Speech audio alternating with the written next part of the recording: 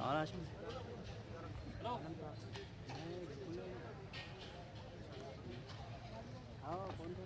باللہ من الشیطان الرجیم بسم اللہ الرحمن الرحیم السلام علیکم ورحمۃ اللہ وبرکاتہ۔ تشریف فرما محترم مولانا اولیاء حسینی صاحب، محترم مولانا ظہیر الدین صوفی صاحب، مجلس اتحاد المسلمین کے رکن اسمبلی، رکن بلدیہ، صدر معتمدین، سیرت کمیٹی ضلع گولکنڈہ کے تمام معزز اراکین، بزرگان ملت، میرے نوجوان ساتھیوں، پس پردہ بیٹھ کر سننے والی میرے عزتدار ماں اور بہنوں، الحمدللہ ہر سال قلعہ گولکنڈہ میں جلسہ رحمت اللہ عالمین و میلاد النبی کا انعقاد کامیابی سے عمل میں لایا جاتا رہا، اور آج بھی اس جلسے کا کامیابی کے ساتھ اس کو منعقد کیا جا رہا ہے۔ عزیزان ملت، اللہ سبحانہ و تعالی قرآن کریم میں ارشاد فرماتے ہیں، مت کرو بھائی، ایک ہی آواز رکھیں۔ اللہ سبحانہ و تعالیٰ قرآن کریم میں ارشاد فرماتے ہیں سورہ توبہ میں آیت نمبر 24 میں، جس کا ترجمہ علماء کرام نے یہ کیا کہ اللہ قرآن میں فرماتا ہے کہ میرے محبوب آپ فرما دیجئے کہ اگر تم اپنے باپ، اپنے بیٹے، اپنے بیویاں، اپنے بھائی، اپنے رشتہ دار، اپنی دولت، وہ کاروبار جس کا نقصان کا تمہیں خوف ہوتا ہے، اور تمہارے مکان اللہ اور اس کے رسول اور اللہ کے راستے میں کیے جانے والے جہاد سے زیادہ محبوب ہیں، تو تیار ہو جاؤ، اللہ تم پر ایک عذاب کو نازل کرے گا، اور اللہ فاسقوں سے محبت نہیں کرتا۔ عزیزان ملت اسلامیہ، علماء کرام نے لکھا،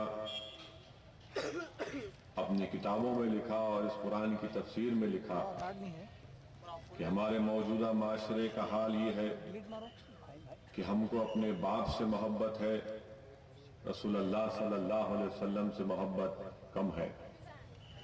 ہم کو اپنے بیٹوں سے محبت ہے، اور صرف زبانی اقرار ہے رحمت اللہ عالمین سے محبت کا۔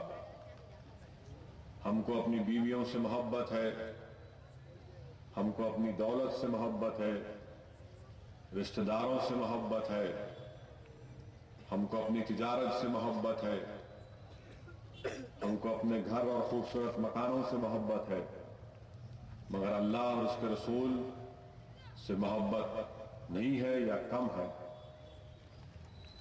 ہم اللہ کی راہ میں جہاد کرنے سے ڈرتے ہیں، تو اللہ قرآن میں فرما رہا ہے کہ انتظار کرو، اللہ تم پر عذاب کو نازل کرے گا، اور اللہ فاسقوں سے محبت نہیں کرتا۔ تو یہاں پر پیمان محبت ہم کو بتایا جا رہا ہے کہ جب تک ہم اللہ کے رسول صلی اللہ علیہ وسلم سے، اور حدیث شریف ہے بخاری اور مسلم کی، حضرت ابو ہریرہ رضی اللہ تعالیٰ عنہ سے روایت ہے کہ اللہ کے رسول صلی اللہ علیہ وسلم نے فرمایا کہ تم اس وقت تک مومن نہیں جب تک کہ میں تمہیں اپنے ماں باپ اور اولاد سے زیادہ محبوب نہ بن جاؤں۔ مسلم شریف کی حدیث میں اللہ کے رسول صلی اللہ علیہ وسلم نے ارشاد فرمایا کہ تم اس وقت تک مومن نہیں جب تک کہ تمہارا مال اور دولت سے زیادہ میں تمہارے لیے محبوب نہ بن جاؤں۔ تو ہم کو یہ بتایا جا رہا ہے کہ صرف کلمہ پڑھنے سے کوئی یہ سمجھتا ہے کہ میں مومن ہو گیا، نہیں، ہم کو یہ بتایا جا رہا ہے کہ زندگی کے ہر چیز، ہمارے اولاد، ہمارے ماں باپ، زندگی گل، یہ تمام چیزوں سے بڑھ کر ہم کو رسول اللہ صلی اللہ علیہ وسلم سے محبت کرنا ہے، تبھی جا کر ہم مومن کہلا سکتے ہیں۔ اور عزیزان ملت اسلامیہ، یہ جلسے جو منعقد کیے جاتے ہیں میلاد النبی کے، رحمت اللہ عالمین کے، ابو القاسم سہیلی رحمۃ اللہ علیہ نے لکھا کہ آپ نے لکھا کہ شیطان 4 مرتبہ چیخ مارا اور رویا۔ حضرت ابو القاسم سہیلی اپنے وقت کے بہت بڑے عالم دین اور بہت بڑے ولی اللہ تھے۔ حضرت ابو القاسم سہیلی نے لکھا کہ پہلی وقت جب شیطان کو ملعون قرار دیا گیا اس نے چیخ مار کر رویا۔ دوسری مرتبہ جب اس کو اونچائی سے پستی کی طرف پھینکا گیا تو چیخ مارا اور رویا۔ تیسری مرتبہ جب رسول اللہ صلی اللہ علیہ وسلم کی ولادت باسعادت ہوئی شیطان چیخ مارا اور رویا۔ اور چوتھی مرتبہ اس وقت جب اللہ سبحانہ و تعالیٰ نے سورہ فاتحہ کو نازل کیا تو شیطان نے چیخ مارا اور رویا۔ عزیزان ملت اسلامیہ، علماء کرام نے لکھا کہ انسان اگر کسی سے محبت کرتا ہے تو اس کے اسباب ہوتے ہیں۔ اگر کوئی کسی سے محبت کرتا ہے تو اس کی وجہ ہوتی ہے، اس کے اسباب ہوتے ہیں، اس کے سبب ہوتا ہے۔ اور کیا سبب ہوتا ہے؟ کوئی کسی کے حسن، اس کی خوبصورتی کو دیکھ کر متاثر ہو کر اس سے محبت کرتا ہے۔ اور حضرت یوسف علیہ السلام کا جو واقعہ جو قرآن کریم میں آیا، جس کو اللہ خود قرآن میں فرما رہا ہے کہ احسن القصص، یعنی سب سے حسین قصہ،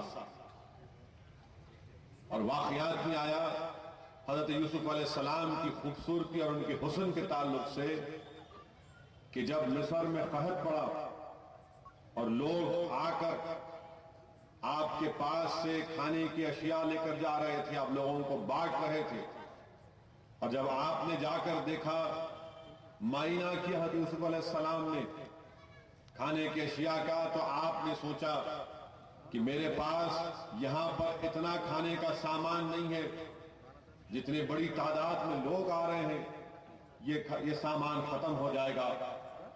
اور حضرت یوسف علیہ السلام کا یہ سوچنا تھا۔ اللہ سبحانہ و تعالیٰ نے آپ سے کہا کہ آپ بیچ میدان میں جا کر آپ لوگوں کے درمیان میں بیٹھ جائیے، لوگ آپ کے چہرے مبارک کو دیکھیں گے، اور اللہ کہتا ہے کہ آپ کے چہرے مبارک کو دیکھنے کے بعد لوگوں کی بھوک اور پیاس مٹ جائے گی۔ حضرت یوسف علیہ السلام ایسا ہی کرتے ہیں، لوگ آتے ہیں، آپ کے چہرے کا دیدار کرتے ہیں، اور آپ کے چہرے کا دیدار کرنے کے بعد عوام کی پیاس بھوک سب مٹ جاتی ہے۔ اور رسول اللہ صلی اللہ علیہ وسلم رحمت اللہ عالمین کا جب معاملہ آیا تو کیا فرمایا رسول اللہ صلی اللہ علیہ وسلم نے کہ جس نے ایمان لایا اور جس نے مجھے دیکھا اس کو جہنم کی آگ نہیں چھوڑے گی۔ تو بتانا یہاں پر کیا ہے کہ محبت کا سبب کیا ہے، کہ ہم رسول اللہ صلی اللہ علیہ وسلم سے محبت کیوں کرتے ہیں۔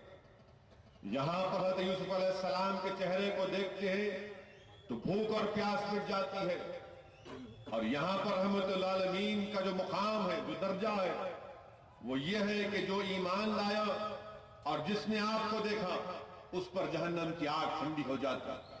مشکات شریف کی حدیث ہے کہ رسول اللہ صلی اللہ علیہ وسلم نے ارشاد فرمایا کہ جس نے مجھے دیکھا اور مجھے دیکھنے والوں کو دیکھا اس کی جہنم کی آگ نہیں چھوئے گی۔ اور تفسیر پانی پتی کا اگر آپ مطالبہ کریں گے تو حضرت لکھ رہے ہیں، کیا لکھ رہے ہیں کہ حضرت یوسف علیہ السلام اگر کسی گلی سے چلے جاتے تو پوری گلی روشن ہو جاتی، منور ہو جاتی۔ اور تفسیر پانی پتی میں لکھا گیا کہ صحابہ اکرام نے فرمایا کہ اگر کوئی رسول اللہ صلی اللہ علیہ وسلم کو دیکھ لیتا تو چہرے مبارک ایسا نظر آتا کہ پورا چاند نظر آتا۔ اور تفسیر پانی پتی میں حضرت لکھتے ہیں کہ وہاں پر دیکھ کر انگلیاں کٹی، یعنی حضرت یوسف علیہ السلام کے حسن کو دیکھ کر انگلیاں کٹ جاتی تھی، اور یہاں پر مقام مصطفیٰ اور رسول اللہ صلی اللہ علیہ وسلم کا معاملہ آیا تو میرے آقا کے انگلی کو دیکھ کر چاند کے 2 ٹکڑے ہو گئے۔ تو عزیزان ملت اسلامیہ، محبت کا سبب یہ ہوتا ہے، بعض محبت کرتے ہیں کسی کی سخاوت کو دیکھ کر۔ اگر ہم حدیث شریف کا مطالعہ کریں گے، جلسے سیرت النبی منعقد کیا جا رہا ہے، اگر ہم سیرت النبی کا مطالعہ کریں گے تو حضرت جابر رضی اللہ تعالیٰ عنہ کے والد کا انتقال ہو گیا اور ان کے مرحوم والد ایک کثیر قرضہ چھوڑ کر چلے گئے۔ آپ پریشان تھے، آپ کے پاس کھجور کے باغات، اس میں کئی کھجور کے درخت تھے۔ جب کھجور پک گیا اور جو لوگ جن کا قرضہ باقی تھا وہ آئے، حضرت جابر نے اس کھجور کو جمع کیا گیا تھا دیکھا، اور آپ نے کہا کہ میرے پاس اتنا کھجور نہیں ہے کہ میں اپنے مرحوم والد کا قرض ان قرضداروں کو ادا کر سکوں، اور اگر ادا بھی کر دیتا ہوں تو میرے پاس کچھ نہیں بچے گا، میرا گھر کیسے چلے گا۔ اب آپ اندازہ لگائیے کہ حضرت جابر رسول اللہ صلی اللہ علیہ وسلم دوڑتے ہیں اور جا کر رسول اللہ صلی اللہ علیہ وسلم سے عرض کرتے ہیں، یا رسول اللہ یہ معاملہ ہے۔ رسول اللہ صلی اللہ علیہ وسلم حضرت جابر کے ساتھ آتے ہیں اور کہتے ہیں کہ سب سے بہترین کھجور جو تمہارے باغ میں میرے سامنے رکھو۔ جب رحمت اللہ علیہ صلی اللہ علیہ وسلم کے سامنے رکھ دیا جاتا ہے، اللہ کے رسول ارشاد فرماتے ہیں کہ بلاؤ تمہارے والد کے قرضداروں کو، اور جب ان کو بلایا جاتا ہے رحمت اللہ علیہ حکم فرماتے ہیں کہ اٹھاؤ تمہارا جتنا حصہ ہے اٹھا لو۔ پورے قرضدار اپنا حصہ اٹھا لیتے ہیں، مگر اس کے باوجود بھی اتنا کھجور بچ جاتا ہے کہ حضرت جابر رضی اللہ تعالیٰ عنہ پریشان ہو جاتے ہیں اور اللہ کے رسول صلی اللہ علیہ وسلم کا شکریہ ادا کرتے ہیں۔ تو سخاوت یہ ہے کہ سخاوت کو دیکھ کر محبت میں اضافہ ہو جانا۔ پھر تیسری چیز، لوگ محبت کرتے ہیں کسی کے کمال کو دیکھ کر کہ بھائی اس میں بڑا کمال ہے، اور اس کے کمال کے سبب کو دیکھ کر محبت کرتے ہیں۔ عزیزان ملت اسلامیہ، اگر ہم سیرت نبوی کا مطالعہ کریں گے، ایک وقت ایسا بھی آیا کہ مدینے میں حضرت بلال نے اذان فجر کی، اور صرف مسجد نبوی میں اللہ کے رسول صلی اللہ علیہ وسلم اور حضرت بلال ہے۔ رحمت اللہ علیہ ارشاد فرماتے ہیں کہ بلال نماز کے لیے لوگ کیوں نہیں آئے؟ حضرت بلال نے عرض کیا کہ یا رسول اللہ صلی اللہ علیہ وسلم بہت سردی ہے اسی لیے شاید نہیں آئے۔ فوراً رحمت اللہ علیہ اللہ کی بارگاہ میں دعا کرتے ہیں کہ یا اللہ اس سردی کو کم کر دے، اس سردی کی تکلیف کو میرے صحابیوں کے لیے کم کر دے، تاکہ وہ آ کر تیرے سامنے سر مسجود ہو جائے۔ رحمت اللہ علیہ ادھر ہاتھ اٹھاتے ہیں اور گرمی شروع ہو جاتی ہے۔ حضرت بلال عرض کرتے ہیں کہ اتنی گرمی ہوئی کہ صحابہ کرام نماز فجر ادا کرنے کے بعد پنکھا کر رہے تھے۔ تو یہ کمال ہے رسول اللہ صلی اللہ علیہ وسلم کا۔ واقعات میں آیا، عزیزان حدیث شریف میں آیا کہ ایک مرتبہ فتح مکہ کے بعد اللہ کے رسول صلی اللہ علیہ وسلم ایک گھر میں گئے تو حدیث کے الفاظ ہے کہ رحمت اللہ علیہ کا چہرے انور 14ویں کی چاند کی طرح چمک رہا تھا، اور رسول اللہ صلی اللہ علیہ وسلم کے سامنے ایک معصوم بچے کو کپڑے میں لپٹے ہوئے پیش کیا گیا اور کہا گیا رسول اللہ صلی اللہ علیہ وسلم یہ بچہ بات نہیں کرتا، یہ بچہ گونگا ہے۔ اللہ کے رسول صلی اللہ علیہ وسلم نے اس معصوم بچے کی طرف دیکھ کر کہا کہ بتا میں کون ہوں؟ جس کو اس کے گھر والے نے کہا کہ یہ گونگا ہے، وہ معصوم بچہ کہتا ہے کہ میں گواہی دیتا ہوں کہ آپ اللہ کے رسول صلی اللہ علیہ وسلم کا۔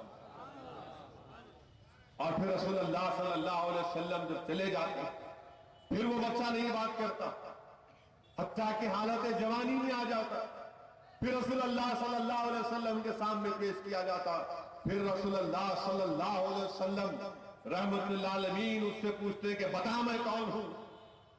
جو زندگی بھر اپنی اس عمر سے جوانی تک بات نہیں کیا جس کو زمانے نے گونگا کہا، اور پھر سے کہتا ہے کہ آپ اللہ کے رسول صلی اللہ علیہ وسلم۔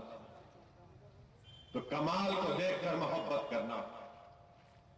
حدیث شریف میں آیا کہ مکے کی سرزمین ہے، وادی مکہ ہے، اللہ کے رسول صلی اللہ علیہ وسلم لوگوں کو اللہ کی وحدانیت کی دعوت دیتے ہیں، اپنی رسالت کی دعوت دیتے ہیں، اور ایک دن ایسا آیا کہ لوگ انکار کیے۔ اللہ کے رسول صلی اللہ علیہ وسلم غمگین ہو جاتے، بیٹھ جاتے ہیں ایک جگہ پر تو اللہ سبحانہ و تعالیٰ اپنے محبوب اپنے حبیب محمد مصطفیٰ صلی اللہ علیہ وسلم کی دل جوئی کے لیے ایک درخت کو کہتا ہے کہ تو جا. درخت کو اللہ حکم فرماتا ہے، درخت کو نہیں بلکہ درخت کے ٹہنی کو اللہ حکم فرماتا ہے کہ جا میرا محبوب میرا حبیب کی دل جوئی کر کے آ. تو درخت کی ٹہنی ٹوٹتی ہے اپنے جھاڑ سے اور رسول اللہ صلی اللہ علیہ وسلم کے پاس آ کر آپ کو سلام کرتی ہے. اللہ کے رسول صلی اللہ علیہ وسلم کی دل جوئی ہوتی ہے. تو یہ کمال ہے میرے آقا محمد مصطفیٰ صلی اللہ علیہ وسلم کا. اگر ہم حدیث شریف کا مطالعہ کریں گے تو فتح خیبر کے بعد دعوت دی جاتی ہے اللہ کے رسول صلی اللہ علیہ وسلم کو، کھانے کی دعوت دی جاتی ہے. اللہ کے رسول صلی اللہ علیہ وسلم اس دعوت میں صحابہ کرام کے ساتھ جاتے ہیں. گوشت سامنے پیش کیا جاتا ہے. رسول اللہ صلی اللہ علیہ وسلم اس گوشت کو چکھتے ہیں اور صحابہ، کیونکہ عادت صحابہ کا ادب یہ تھا کہ صحابہ جب تک رسول اللہ صلی اللہ علیہ وسلم شروع نہیں کرتے وہ کھانا نہیں کھاتا. اللہ کے رسول صلی اللہ علیہ وسلم حکم فرماتے ہیں کہ یہ جو گوشت ہے یہ مجھ سے کہہ رہا ہے کہ اس میں زہر ملایا گیا، اس میں زہر ملایا گیا. اور بلایا جاتا ہے پکانے والے کو تو معلوم ہوا کہ یہودی عورت تھی. اس سے پوچھا جاتا ہے کہ تم نے کیوں کیا؟ تو وہ اس نے بھی بڑا باکمال جواب دیا. اس نے کہا کہ ہاں میں نے زہر اس میں ملایا ہے. جب وجہ پوچھی جاتی ہے تو عورت یہودی عورت کہتی ہے کہ اگر آپ اللہ کے سچے نبی ہیں تو اللہ آپ کو بچا لے گا، اگر آپ نہیں ہیں تو آپ کا ہم سے چھٹکارا ہم کو مل جائے گا. رسول اللہ صلی اللہ علیہ وسلم اس عورت کو معاف کر دیتے. ایک اور دعوت میں اللہ کے رسول صلی اللہ علیہ وسلم تشریف لے جاتے ہیں. امام بیہقی نے اس حدیث شریف کو لکھا. رسول اللہ صلی اللہ علیہ وسلم کے سامنے جب کھانا رکھا جاتا ہے رحمت اللہ علیہ صلی اللہ علیہ وسلم ارشاد فرماتے ہیں کہ یہ جو بکری کا گوشت ہے اس کے مالک کی اجازت کے بغیر اس کو ذبح کیا اور میں نہیں کھاؤں گا اس کو. تو جو دعوت دیتے ہیں کہتے ہیں یا رسول اللہ صلی اللہ علیہ وسلم یہ بالکل حق ہے، سچ ہے. یہ حضرت سعد بن معاذ کی بکری ہے اور ہم میں ان میں اتنے اچھے تعلقات ہیں کہ ہم پوچھتے نہیں ان سے. اللہ کے رسول صلی اللہ علیہ وسلم ارشاد فرماتے ہیں کہ نہیں میں نہیں کھاؤں گا. امام احمد بن حنبل رحمت اللہ علیہ لکھتے ہیں کہ اللہ سبحانہ و تعالیٰ نے اپنے حبیب محمد مصطفیٰ صلی اللہ علیہ وسلم کو تمام حرام چیزوں سے بچاتا ہے.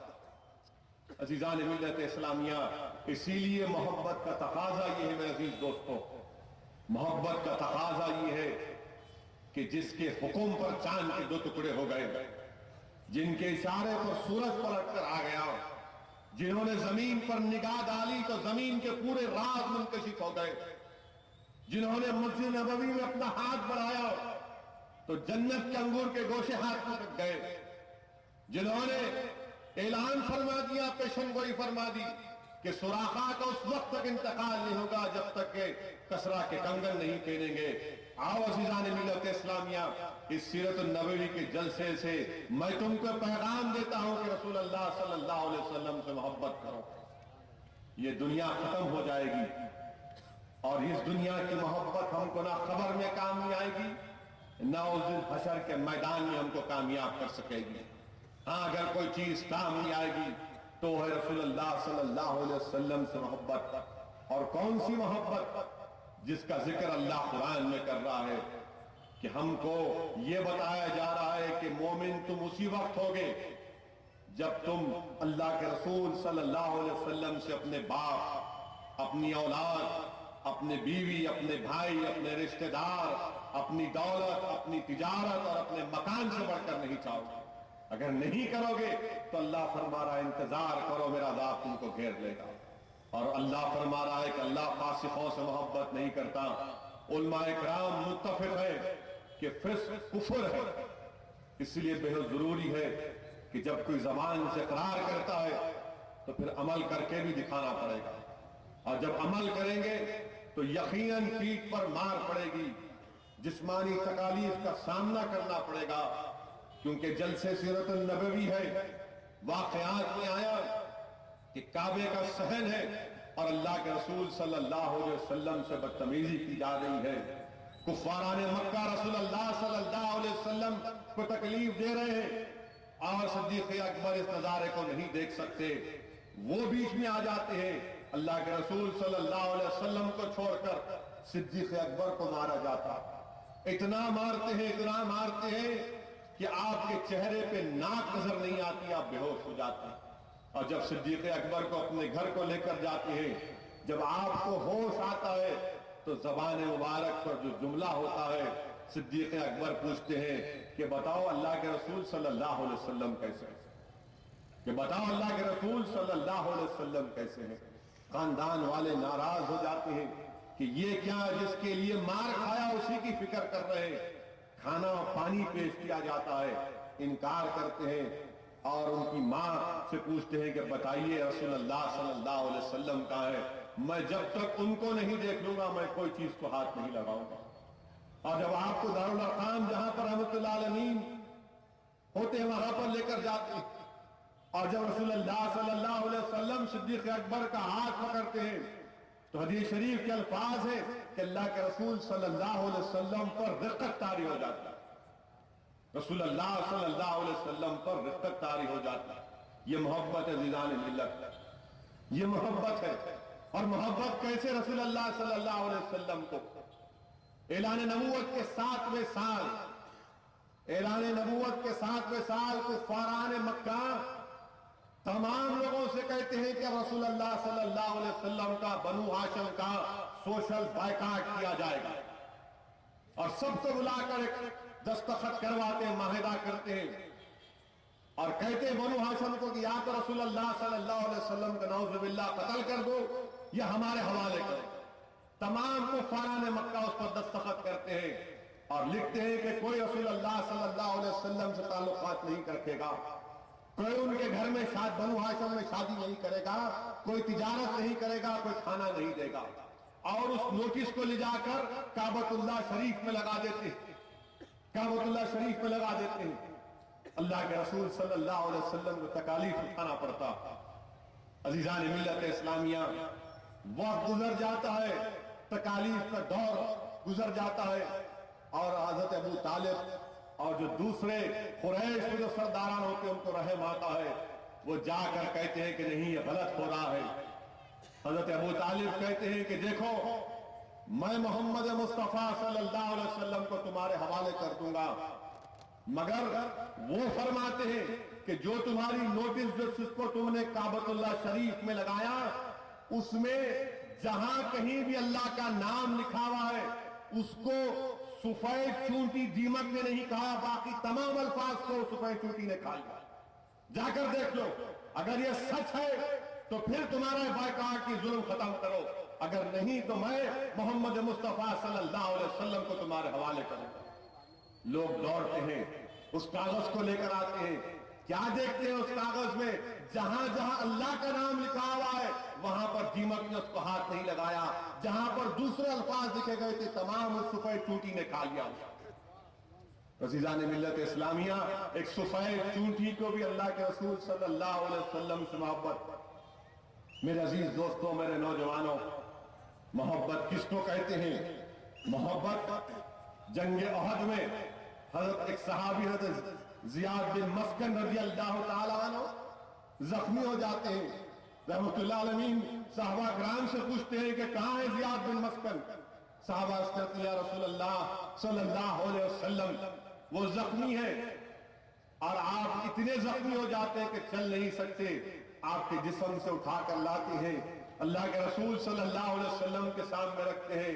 ये साहबी रसूल हजरत ज़ियाद बिन मस्कन रज़ी अल्लाह तआला अन्हु अपने वजूद को घसीटते हुए अपने जिस्म को रसूल अल्लाह सल्लल्लाहु अलैहि वसल्लम के कदम मुबारक से करीब लाते हैं, अपने सर को रसूल अल्लाह सल्लल्लाहु अलैहि वसल्लम के कदम मुबारक पर रखते हैं और उसी वक्त आपकी रूह निकल जाती है। इसीलिए तो शायर ने क्या खूब कहा, वो शेर मुझे याद नहीं आ रहा कि शायर ने क्या खूब कहा कि गर वक्त अजल सर तेरी चौखट पे धर हो, जितनी हो फजा एक ही सज्जे में अदा। अज़ीज़ान मिल्लत इस्लामिया, ये रसूलुल्लाह सल्लल्लाहु अलैहि वसल्लम से मोहब्बत है कि ज़ैद बिन दसाना को कुफ़ार फांसी दे रहे हैं और जब फांसी के तख्ते पर है تو ان کو تکلیف دینے کے لیے پکار کر کہتے ہیں کہ زید کیا اچھا ہوتا کہ تیری جگہ پر محمد مصطفیٰ صلی اللہ علیہ وسلم ہوتے. وہ چیخ مار کر بولتے ہیں. یہ الفاظ ان کے لیے تلوار کی ضرب سے زیادہ تکلیف دہ تھا. پکار کر کہتے ہیں کہ نہیں نہیں، میں اس بات کو بھی برداشت نہیں کر سکتا کہ میں اپنے گھر میں آرام سے بیٹھا رہوں اور ایک کنکر رسول اللہ صلی اللہ علیہ وسلم کے تلوے مبارک کو چوب جائے. عزیزان ملت اسلامیہ، یہ دین ہم کو جو ملا میرے نوجوانوں، یہ دین ہم کو آسانی سے یا محلات سے نہیں ملا. اس راہ میں ہمارے صحابہ کرام نے قربانیاں دی اور محبت کیسے ایسے مظاہرے پیش کیے جو ہم تمام کو دعوت دیتے ہیں کہ اگر تم رحمت اللہ علیہ سے محبت کرتے ہو تو آؤ، مسائب اور مشکلات کا سامنا کرو، ایثار اور قربانی کے مظاہرے کرو، اپنے جان اور مال کو اس دین کی سربلندی کے لیے قربان کرو، اپنی اولاد کو رسول اللہ صلی اللہ علیہ وسلم کی ناموس کے لیے قربان ہونے کے لیے تیار ہو جاؤ. یہ ہم کو دعوت فکر دیتی ہے. اور عزیزان ملت اسلامیہ، جب تک ہم اس طرح کی محبت کے مظاہرے نہیں کریں گے، ہم دنیا میں فائدہ نہیں اٹھا سکتے، نقصان ہی نقصان اٹھائیں گے. اگر یہی ہمارا رویہ رہا، یہی ہماری سوچ اور فکر رہی، یہی ہمارا نفاق رہا، یہی ہمارا منتشر ہو جانا چھوٹی چھوٹی باتوں پر اور کسی پر انگلی اٹھانا، کوئی آ کر یہ کہہ دے ہم اس کے جھوٹ کیا اقرار کرتے ہیں اور سچائی کو نہیں سمجھتے، تو پھر نقصان ہم کو اٹھانا پڑے گا. اس لیے بے حد ضروری ہے، خاص طور سے آج کے اس پورا شوز دور میں بے حد ضروری ہے کہ کیا ہم کر رہے ہیں. کہ 12 ربیع الاول کا جلوس نکلتا ہے، بہت اچھی بات ہے، علماء کرام کی موجودگی میں نکلتا ہے، مگر یہ کون سا مزاج ہے میرے عزیز دوستو کہ نوجوان ایک دوسرے پر رنگ پھینکے؟ یہ کس کا مزاج ہے؟ یہ کس کی تہذیب ہے؟ یہ تو اسلامی تہذیب نہیں ہے، یہ ہماری تہذیب نہیں ہے، اغیاروں کی ہے. یہ ان لوگوں کی تہذیب ہے جن کے لیے جہنم تیار کی گئی ہے. یہ کون سا مزاج ہے کہ ہم گنبد خضرا کو بنائیں اور روڈ پر رکھ دیں اس کو؟ کیا کوئی جانتا بھی ہے وہ کیا ہے؟ جس جگہ پر اللہ کے رسول صلی اللہ علیہ وسلم کا جسم اثر ہے، شاہ ولی اللہ محدث دہلوی لکھتے کہ وہ جگہ اللہ کے عرش سے بھی متبرک ہے، اور اس جگہ پر یہ گنبد خضرا. علماء کرام نے لکھا، کیا کیا لکھا اس بارے میں، کاش تم پڑھ لیتے، مگر نہیں، ہم کو ماڈل بنانے کا نہیں. میرے عزیز دوستو، یہ نہیں ہے. تم نے تو اپنا گھر سجا لیا، بازار سجا لیے، مگر اپنے دل کو بھی تو سجاؤ. اپنے گھر سے برائیوں کا تو خاتمہ کرو. یہ جو سوچ ہماری فکر تبدیل ہوتے جا رہی ہے، اس کو بھی تو تبدیلی لے کر آؤ. دیکھو زمانہ آج کیا ہو چکا. میں آپ کو جذبات میں نہیں لا رہا ہوں، بلکہ شیخ عبدالحق محدث دہلوی اپنی کتاب میں لکھ رہے ہیں کہ اللہ کے رسول صلی اللہ علیہ وسلم سے محبت، رسول اللہ صلی اللہ علیہ وسلم کی ہر بات سے محبت، جس چیز کو رسول اللہ صلی اللہ علیہ وسلم سے نسبت ہو جائے اس سے محبت، صحابہ کرام سے محبت، آل مصطفیٰ سے محبت، امت محمدی سے محبت، یہ بھی حقوق مصطفیٰ، یہ بھی حقوق مصطفیٰ.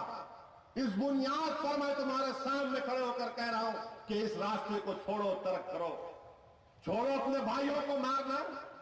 کیا کوئی پہلوان ہو جاتا ہے کسی کو قتل کرنے سے؟ کیا کوئی بہادر ہو جاتا ہے کسی مسلمان کو مارنے سے؟ لعنت ہے ان لوگوں پر جو اپنے بھائی کا قتل کرتے ہیں. اور یاد رکھو، جن لوگوں نے مسلمان کا قتل کیا ان کی جگہ مجلس اتحاد المسلمین میں نہیں ہے، ان کی ضرورت نہیں ہے ہم کو.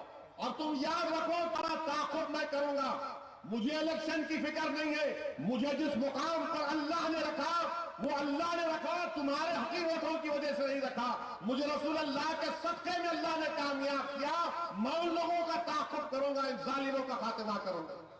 ہم رودیوں کی قدر نہیں کریں گے، کچلیں گے ان کو. ان کو سزا ملنی چاہیے. کون سا ظلم کر رہے ہیں؟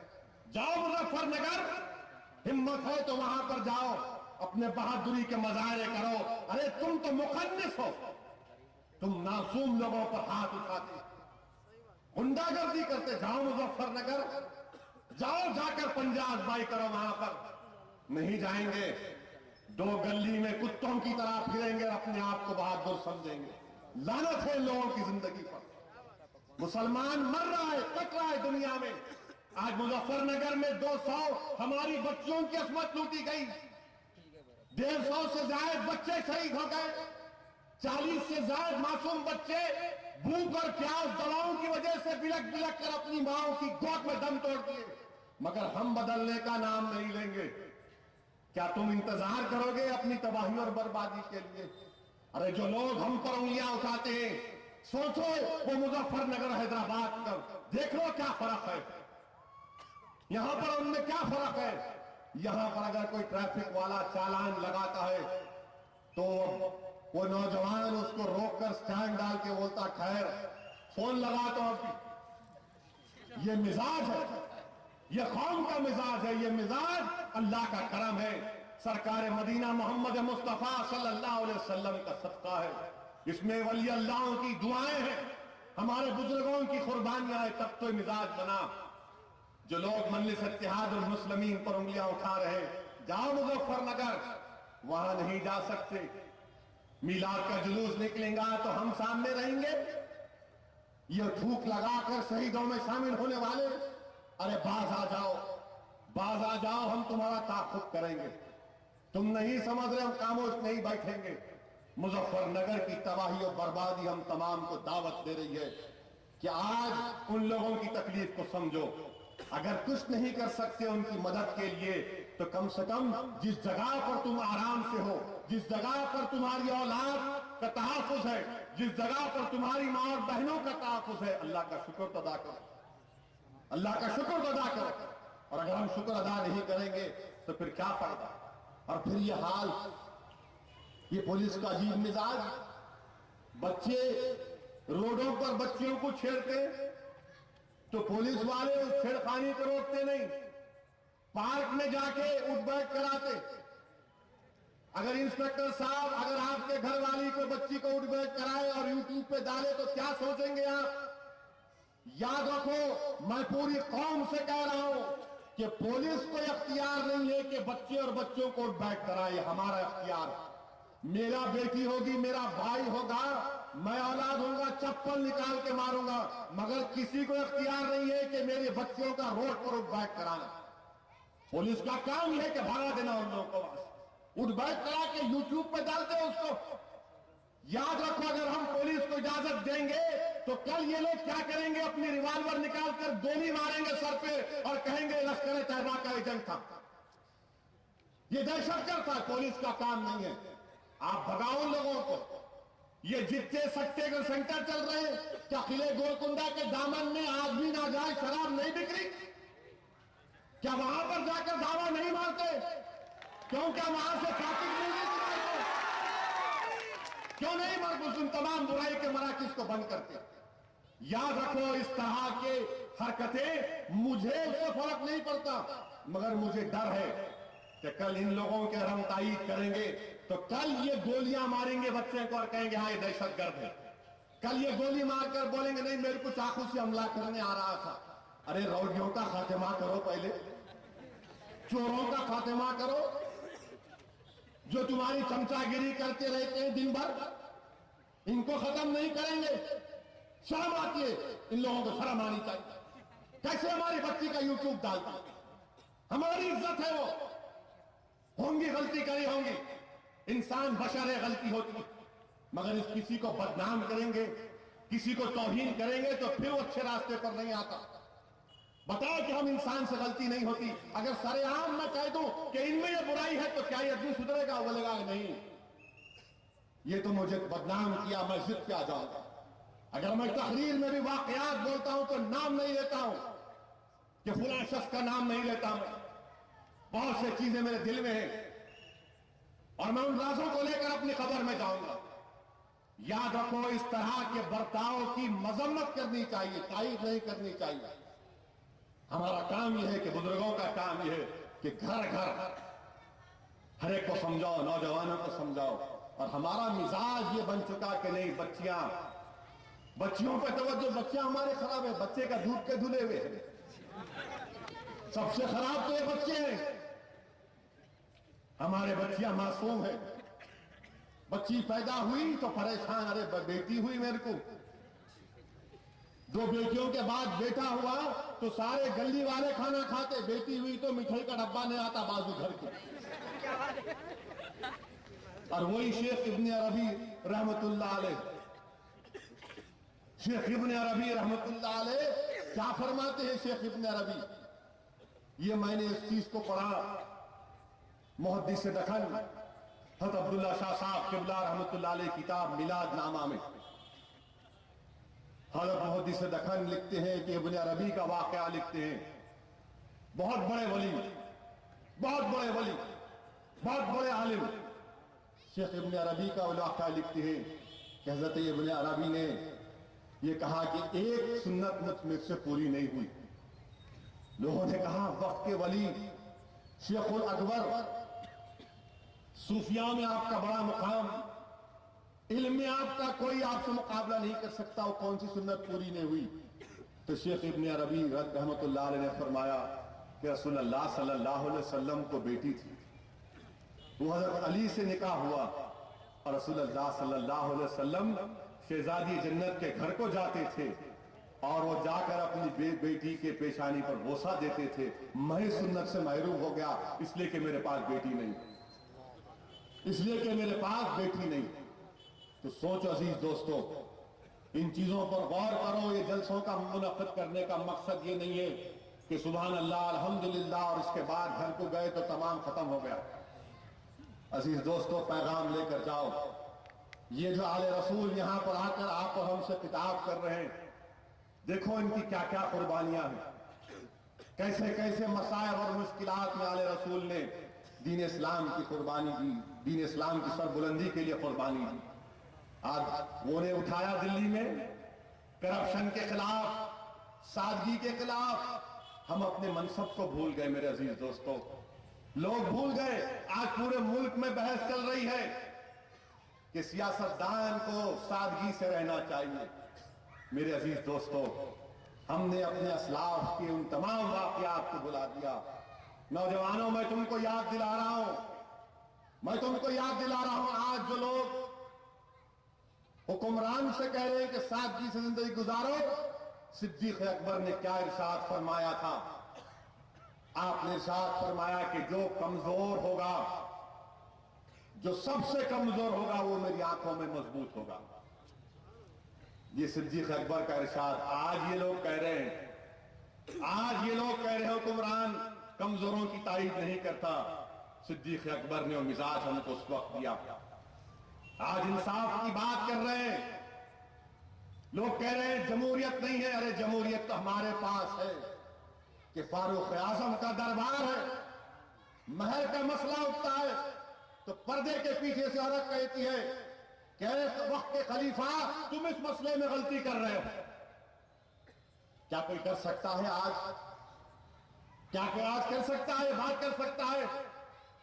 یہ مزاج فاروق اعظم نے دیا. عزیزان ملت، یہ کس نے کہا کہ قوم کا حکمران قوم کا خادم ہوتا ہے؟ یہ فاروق اعظم نے کہا تھا اس وقت. یہ ہماری بدبختی ہے کہ ہم نے بھول گیا. کس نے کہا؟ آج پانی فری دینے کی بات ہوئی دلی میں تو یہی عثمان غنی ذوالنورین تھے جنہوں نے بیر روما کو خرید کر مدینے میں رسول اللہ صلی اللہ علیہ وسلم کے قدموں میں دے دیا. اور یہ نہیں دیکھا کہ اس پانی سے یہودی بھی پیئیں گے، کہا کہ سب کے لیے. یہ مزاج عثمان غنی ذوالنورین نے دیا کہ اس بیر روما کو خرید کر. عزیزان ملت اسلامیہ، لوگ آج انصاف کی بات کرتے کہ انصاف نہیں مل رہا، بچیوں کی عصمت ریزی ہو رہی ہے. ارے انصاف کس نے دیا؟ تو حضرت علی نے دنیا کو انصاف دیا.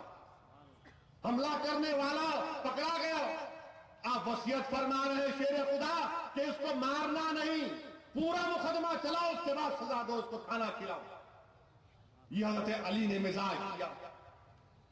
وہ فاروق اعظم کی سادگی کہ فاتح بیت المقدس ہے فاروق اعظم، اونٹ پر آ رہے ہیں اور باری غلام کی ہے تو وقت کا خلیفہ اونٹ کو پکڑ کر داخل ہو رہا ہے بیت المقدس میں فاتح بن کر.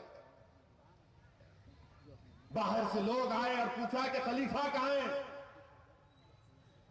جو ساری دنیا پر ان کا قبضہ ہے، وہ کہتے ہیں کہ دیکھو وہ جھاڑ کے نیچے وہ جو ریت کا تکیا بنائے لیتے ہیں وہ ہمارے خلیفہ ہیں۔ عزیزان ملت، ہم نے اپنے منصب کو بھلا دیا۔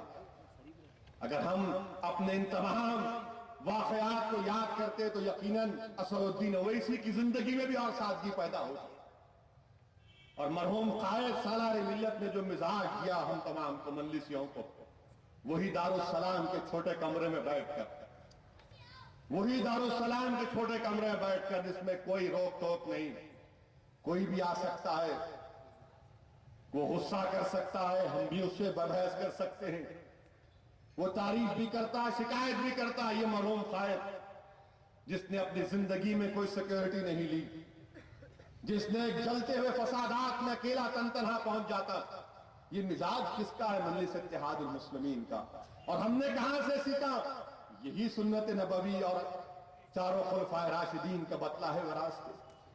عزیزان ملت اسلامیہ، میرے نوجوانوں، قربانی کے لیے تیار رہو۔ یقیناً مظفر نگر میں جو ہوا وہ قابل مذمت ہے، ہم اس کو نہیں بھول سکتے، مگر نوجوانوں میں تم کو بتا رہا ہوں، اللہ قرآن میں فرما رہا کہ نہ غم کھاؤ نہ سستی کرو، یاد رکھو تم ہی غالب ہوگے اگر تم سچے مومن، ان کنتم مومنین۔ نوجوانوں، ڈرنے اور گھبرانے کی ضرورت نہیں ہے، ہم ہی غالب ہوں گے انشاءاللہ، ہم ہی غالب ہوں گے اگر ہم سچے مومن ہیں۔ کیا تم بھول گئے نوجوانوں کہ یہ حضرت بلال نے گرم انگاروں پر ان کو لیٹنا پڑا، حضرت خباب نے پھانسی کے پھندے کو اپنے گلے میں ڈالا تو مسکرا دیے، حضرت سمیہ کو نیزے سے شہید کیا گیا۔ کیا تم بھول گئے اس صحابی کی عظیم قربانی جس کو 2 اونٹوں کے درمیان میں رسیوں سے بن کے جسم کو چیر دیا گیا؟ کیا تم بھول گئے نوجوانوں کربلا کو؟ تم بھول گئے؟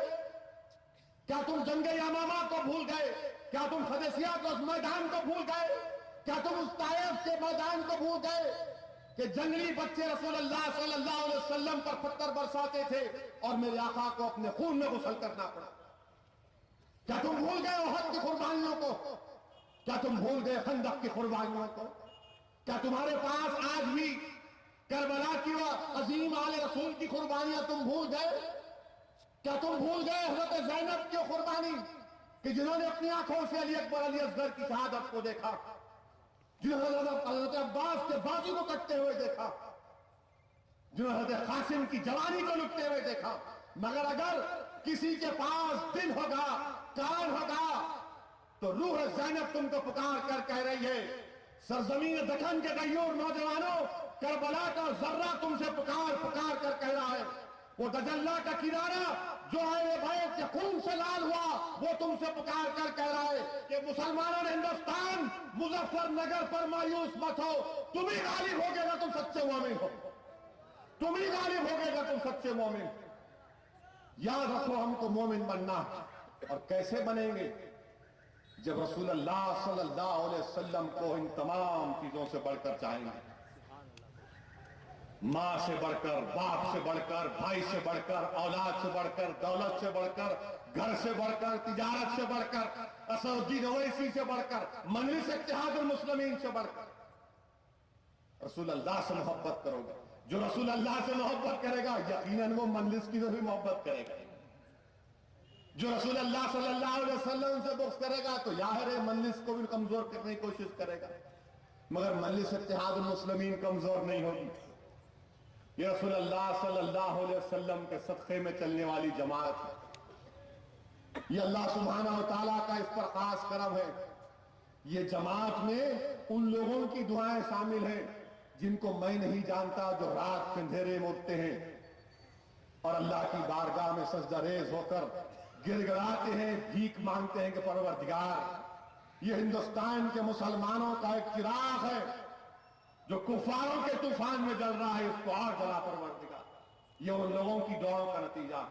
یہ جماعت کے امیدوار اگر کامیاب ہوتے، کیوں کامیاب ہوتے؟ کیونکہ جن ماں اور بہنوں کو ہم نہیں جانتے وہ اپنا جذبہ دکھاتے ہیں، وہ اپنی قوم سے محبت کا اظہار کرتے ہیں اور دھوپ میں کھڑے ہو کر اپنی انگلیوں سے نشان لگا کر ووٹ ڈالتے ہیں۔ آج عزیز دوستو، مجلس اتحاد المسلمین کے ساتھ اراکین اسمبلی کو دیکھ کر دشمن جلتا ہے، دشمن جلتا ہے، تکلیف ہوتی ہے ان کو۔ یہی دیکھتے ہیں کیسے ان کی طاقت کو کمزور کیا جائے۔ یہ نہیں چاہتے کہ ایوان اسمبلی میں ہماری تعداد میں اضافہ ہو، اسی لیے تمام کے تمام ایک ہو رہے ہیں، تمام کے تمام دشمنان مجلس اتحاد المسلمین ایک ہو رہے ہیں، منافقین ایک ہو رہے ہیں، مشرکین ایک ہو رہے ہیں کہ نہیں، اب آنے والے اسمبلی اور پارلیمانی انتخابات میں مجلس اتحاد المسلمین کی کامیابی کو روکا جائے۔ اسی لیے نوجوانوں، میرے عزیز بزرگوں، میری صدار ماں اور بہنوں، سعود الدین اویسی تم سے بھیک مانگ رہا ہے اتحاد کی کہ متحد رہو۔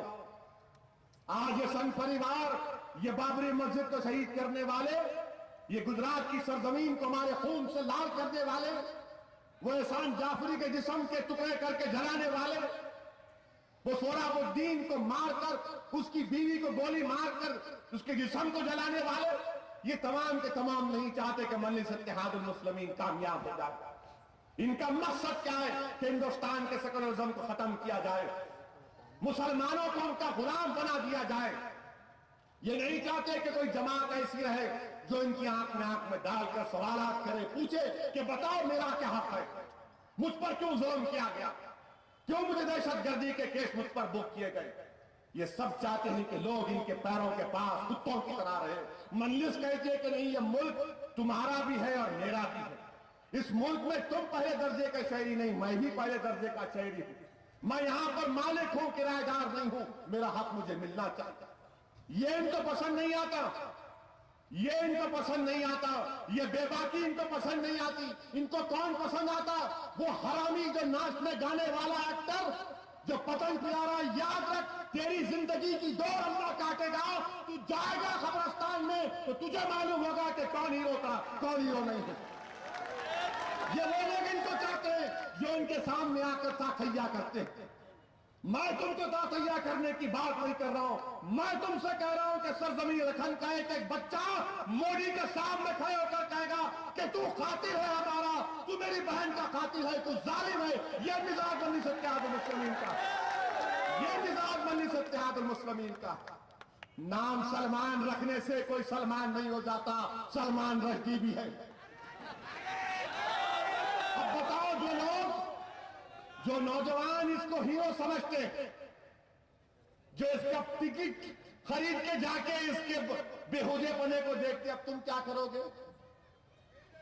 کیا نہیں دیکھنے کا نہیں، جانا نہیں، پٹکنا نہیں؟ بیت الخلا کو کیوں جاتے؟ ضرورت ہے تو جاتے نا، ضرورت ہے تو جانا، جاتے کہیں کو آپ؟ یہ کون ہے ہمارا؟ ہمارے ہیرو کون ہو سکتے ہیں؟ ہمارے ہیرو کون ہو سکتے ہیں؟ ہمارے ہیرو اولیاء اللہ ہو سکتے ہیں، ہمارے ہیرو علماء کرام ہو سکتے ہیں جن کے سینوں میں اللہ اس کے رسول کا علم ہے۔ کون یہ ہمارے ہیرو؟ یہ ذلیل، یہ گندے، یہ مشرک۔ کبھی کبھی تو مجھے سمجھ میں نہیں آتا کیسا پیدا ہوئے ہیں لوگ۔ عزیزان ملت، اسی لیے یہ سمجھ رہے ہیں غلطی اس کی بھی نہیں ہے نا، کیونکہ یہ جانتے ہیں کہ ہاں اس کو بتاؤ لوگ خوش ہو جائیں گے۔ ارے دیکھو انہیں گیا تھا، ارے انہیں جائیں گا، اس کا باپ جائیں گا تو بھی فرق نہیں پڑنا چاہیے، کوئی بھی جاؤ، یہ سرزمین دکن ہے۔ اور مجھے پوری امید ہے ہندوستان کے 25 کو غیور مسلمانوں کہ وہ اس ظالم کا ساتھ نہیں دیں گے، وہ اس ظالم کو روکیں گے جمہوری انداز میں، اور ہم روکیں گے انشاءاللہ تعالی۔ حد تو یہ ہو گئی کہ ہندوستان میں انکم ٹیکس نکالیں گے، انکم ٹیکس کے بارے میں بابا رام دیو ایکسپرٹ ہو گیا۔ عجیب و غریب، ناک بن کے سانس لینے والا انکم ٹیکس۔ برطانیہ میں ایک جزیرہ ان کے نام کے ہے، سنا اخبار میں آیا، انہوں بولے انکم ٹیکس ابا، چارٹرڈ اکاؤنٹنٹ ہو گئے شاید انہوں، یوگا کی ڈگری نہیں ہے، چارٹرڈ اکاؤنٹنٹ کی ڈگری ہے ان کے پاس۔ انہوں اور یہ موزی بیٹھ کے بول رہے اور انہیں کیسا موزی جس کو شیاما پرساد مکھرجی کو شام لال، موہن داس کرم چند گاندھی کو موہن لال، یہ عجیب لال کتنے لال ہے اس کے نہیں معلوم. عزیزان ملت، ان لوگوں کا مقابلہ کرنا، اور وہ کیسے مسلمان ہیں. اتر پردیش کی اسمبلی میں ملائم سنگھ کے پاس 40 کے قریب مسلم ملے. ارے کہاں گئی تمہاری غیرت؟ کہاں گئے تمہارا وہ شان، تمہاری وہ عظمت؟ کہاں گیا تمہارا ایمان؟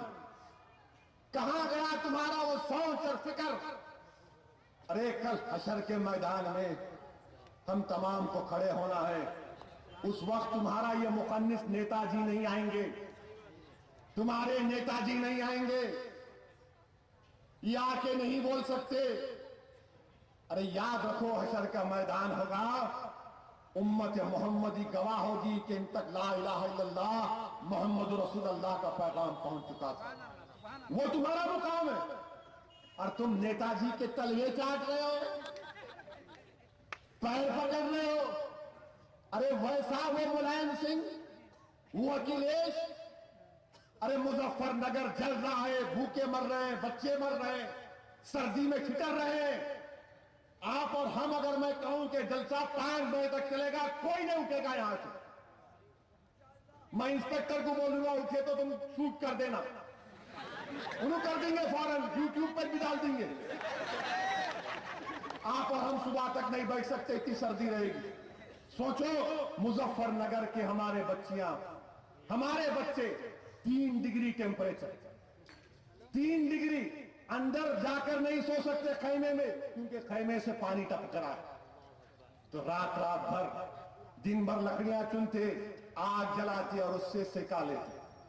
اور یاد رکھو ملائم سنگھ، یہ جو سکے لکڑیاں چن کر ہم آگ جلا رہے نا، اس آگ میں انشاءاللہ تعالی سماجوادی پارٹی تیرا خاتمہ ہوگا. انشاءاللہ تعالی تیرا خاتمہ ہوگا. تو فنار تھا، ہے اور رہے گا.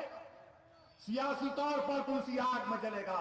اور یاد رکھ، جب امت محمدی کا ایک مظلوم اپنے ہاتھ اٹھا کر اللہ سے بھیک مانگتا ہے کہ پروردگار مجھے اس لیے ستایا جا رہا ہے کہ میں تیرے حبیب کا امتی ہوں، تو اللہ کو شرم آتی ہے اس کے ہاتھوں کو خالی لوٹانے سے. مجھے پورا بھروسہ ہے کہ رب العالمین ان کی غیب سے مدد کرے گا، اور ہم اتنے کمزور نہیں ہیں کہ ان کی مدد نہیں کریں گے. میں جاؤں گا اتر پردیش کو، جیت ہار اللہ کے ہاتھ میں، مگر کم سے کم ان کو حوصلہ دلاؤں گا. اور یاد رکھو نوجوانوں، جس قوم کے پاس ایمان اور یقین ہوتا، دنیا کی کوئی طاقت شکست نہیں دے سکتی. جس کے پاس ایمان اور یقین ہوتا، اس کو کوئی نہیں ہرا سکتا. تمہارے پاس اگر ایمان ہے تو یقین پیدا کرو. یقین اگر ہے، ایمان نہیں ہے تو بیٹھو علماؤں کی صحبت میں، بیٹھو اہل رسول کی صحبت میں، سیکھو ایمان کیا ہے، سمجھو دین کو، ایمان اور یقین کو پیدا کرو. کوئی ہم کو نہیں ہرا سکتا. جس کے پاس ایمان اور یقین ہوگا، یقیناً وہ کامیاب ہوں، یقیناً وہ کامیاب ہوں گے.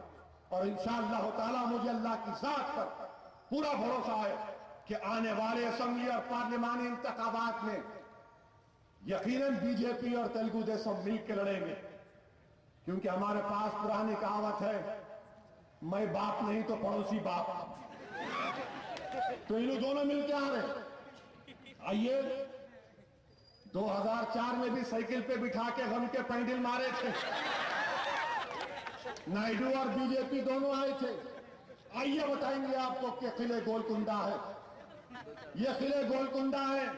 ہاں، یہاں پر بھی ہوں گے ان کے چمچے، یہاں پر بھی ہوں گے میر جعفر، میر صادق ہوں گے، بہت اختراع ہوں گے، ڈرامے باز ہوں گے، مگر آئیں گے جب پولنگ کے دن تو پوری ایکٹنگ معلوم ہوں گی، پورا ایکشن دیکھیں گے انشاءاللہ تعالی. اور میری آپ سے گزارش ہے کہ 2009 میں جو ہمارا پولنگ پرسنٹیج تھا، اس سے بڑھنا چاہیے. پولنگ پرسنٹیج اس سے بڑھنا چاہیے، بڑھنا چاہیے کہ ووٹ پڑنا چاہیے. یہ مت بولو ارے یہاں تھا پولنگ بوتھ وہاں چلے گیا. جہاں بھی ہے جاؤ میرے بھائی، جہاں بھی ہے جاؤ، خالی نہیں جانا، سب کو لے کے جانا، ووٹ ڈالنا، اس کے بعد ترغیب دینا، اس کے بعد سیل فون استعمال کرنا، فون کرنا، بولنا کہ جاؤ ووٹ ڈالو۔ کم سے کم 80-90% تو پولنگ کر سکتے ہیں۔ عموماً ہمارا جو پروڈکشن ریٹ ہے 100% ہے۔ ہم جو ہماری آبادی کا جو تناسب دیکھیں گے، میاں بیوی مل کے کم سے کم 4 سے 5 ہم لوگ اللہ کرم سے پیدا کرتے ہیں، تو اس کا پرسنٹیج تو ووٹنگ میں بھی آنا نا، ووٹنگ میں بھی تو آنا، کم سے کم 90-80% تو پہنچنا۔ تینڈولکر کا ریکارڈ اگر بیٹنگ سے نہیں توڑ سکتے تو ووٹنگ سے تو توڑو، تو ہم توڑیں گے انشاءاللہ تعالی۔ پورا نکل کے ووٹ ڈالنا، خوب ڈالنا، دل بھر کے ڈالنا، اتنا ڈالنا کہ مشین پر اللہ زبان دے گا تو پکار کر بولنا کہ توبہ کر لی، کبھی گولکنڈا میں نہیں آؤں گا۔ یہ مشین بولنا، اتنی محنت کرنا ہے آپ، آسان نہیں ہے میرے عزیز دوستو۔ یہ موذی بڑی تیاری سے آ رہا ہے، آپ اور ہم نہیں سمجھ رہے، بہت دور سے تیاری کر کے آ رہا ہے، اور یہ مقبول بھی ہو چکا ہے اپنے لوگوں میں، یہ مقبول بھی ہو چکا ہے اپنے لوگوں میں۔ یاد رکھو یہ طاقتور حریف ہے، کمزور نہیں۔ دشمن کو ہرانا ہے تو پہلے اس کو سمجھنا پڑے گا، اور بہترین مقابلہ یہ ہے کہ اپنا ووٹ ڈالو، اپنی جماعت کو کامیاب کرو۔ امیدوار کوئی بھی ہوگا، تم امیدوار ہو، یہ کامیابی تمہاری ہوگی، یہ جیت تمہاری ہوگی، یہ عزت جو آئے گی وہ تمہاری عزت ہوگی۔ میرا کیا ہے، ہمارا کیا ہے، آج رہے کل نہیں رہیں گے، مگر اس سوچ، یہ فکر، یہ مزاج، یہ اتحاد، یہ طاقت جو مجلس اتحاد المسلمین ہے، اس کو برقرار رکھنا، اس کو برقرار رکھنا ہے میرے عزیز دوستو۔ یہی جماعتی زندگی ہے، ہم کو کام کرنا ہے، ہم کو محنت کرنا ہے، جستجو کرنا ہے۔ اور جو لوگ یہ موذی کی تائید کر رہے، کل گوا میں کیا بولا 2 دن پہلے، گوا میں اپنی دل کی بات کر دیا، بولا کہ گوا واحد ریاست ہے جہاں پر یونیفارم سول کوڈ۔ اندازہ لگائیے کس کی طرف اشارہ، کہ مسلم پرسنل لا میں مداخلت۔ اخبارات نہیں لکھے، نوجوان ہمارے بڑے ہوشیار، وہ سوشل میڈیا سے اس کی تقریر لا کر مجھے سنائے۔ میں نے کہا بالکل صحیح ہے، یہ میری نظروں سے بھی نکل گیا تھا۔ مودی نے کہا کہ گجرات گوا میں یونیفارم سول کوڈ۔ اندازہ لگائیے اس کی زہر کا، جو شخص 14 سال کی عمر سے RSS سے وابستہ، 14 سال کی عمر سے RSS سے وابستہ ہے، وہ کبھی سیکولر نہیں ہو سکتا، وہ کبھی سیکولر نہیں ہو سکتا، وہ کبھی ہندوستان کے سیکولرزم کو مضبوط نہیں کر سکتا۔ ہندوستان کیا ہے؟ ہندوستان ایک ایسا ملک ہے دنیا میں جہاں پر مختلف مذہب کے لوگ رہتے ہیں، مختلف زبانیں بولی جاتی، مختلف تہذیبیں ہیں۔ اگر کوئی آ کے بولے گا کہ نہیں خالی ہندوتوا کی تہذیب، خالی ان لوگوں کی آئیڈیالوجی کو مانا جائے گا، گولوالکر کی آئیڈیالوجی کو مانا جائے گا، دین دیال اپادھیائے لکھی ہوئی انٹیگرل ہیومنزم کو مانا جائے گا، تو بتاؤ یہ ملک مضبوط نہیں ہوگا، ملک کمزور ہوگا۔ تو اس ظالم کو روکنا ہم تمام کی ذمہ داری۔ اور پھر ان کو بڑی تکلیف ہوئی کہ کیسے اگر کوئی ہوم منسٹر لکھتا ہے کہ بھائی ہم مسلم بچوں کے اوپر دہشت گردی کے مقدمے احتیاط کرو، تو کون سا ظلم ہے؟ کیا ہم کو انصاف نہیں مل سکتا؟ آج موذی بول رہا کہ مذہب کے نام پر کیسا کریں گے؟ اچھا، مذہب کے نام پر احسان جعفری کا کیوں قتل کیا گیا؟ مذہب کے نام پر سہراب الدین کو کیوں مارا گیا؟ مذہب کے نام پر سہراب الدین کی بیوی کوثر بی کو کیوں مارا گیا؟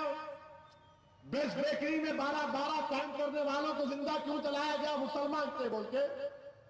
نرودا پاٹیا کی 1 کلومیٹر کی روڈ جس پہ ہمارا چھوٹا کاروبار تھا، راکھ کا ڈھیر بنا دیا، اس لیے کہ مسلمان کاروبار کرتے تھے۔ یہ موذی ہے، یہ سنگ پریوار ہے، یہ بی جے پی ہے، اور ان ظالموں کا ساتھ تیلگو دیشم دینے والا۔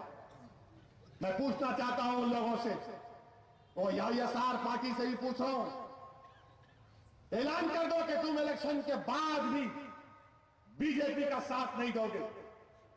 الیکشن سے پہلے سب ہمدردی، الیکشن سے پہلے سب میٹھی میٹھی باتیں، بعد الیکشن کے بولتے میری مجبوری.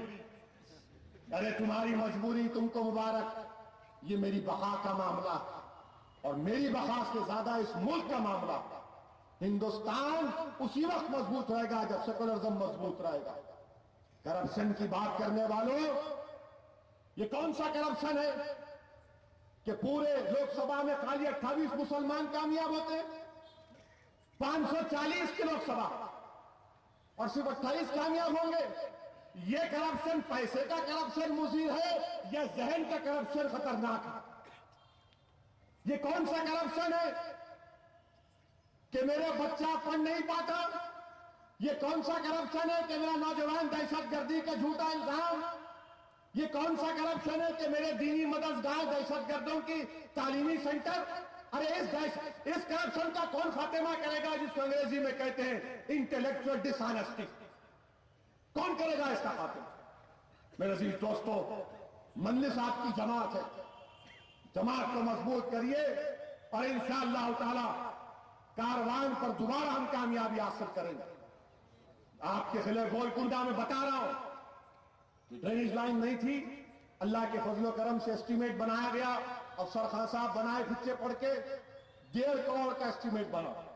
میں اپنے ایم پی فنڈ سے 1 کروڑ روپے دیا. یہ کام شروع ہو چکا. انشاءاللہ تعالی اور 50 لاکھ دینا ہے. اگر اللہ نے چاہا تو میں اور 50 لاکھ دے دوں گا الیکشن کے بعد یا بعد الیکشن کے.